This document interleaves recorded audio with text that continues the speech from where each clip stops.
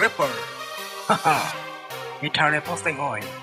Mom si dami kai ke ya la. Sing jadi warna fun. Ciren ji pun dang pene. Ciren long itu kanjor.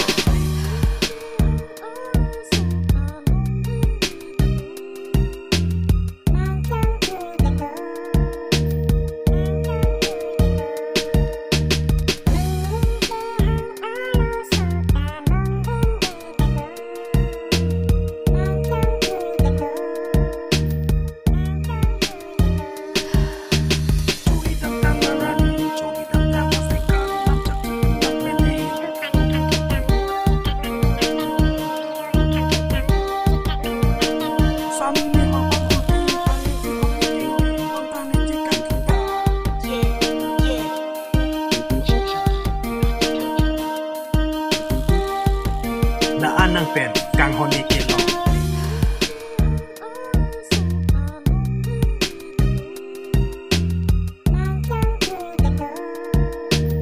Nàng trong thui giật đồ.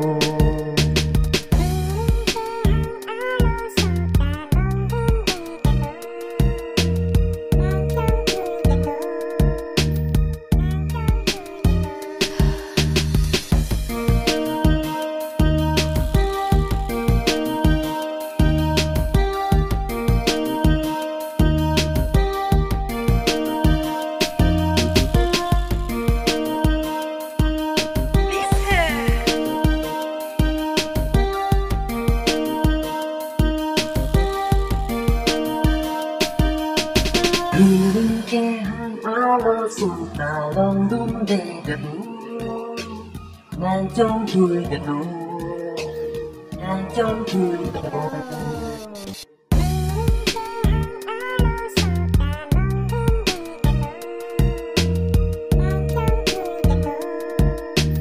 Nàng trong thui gật đồ.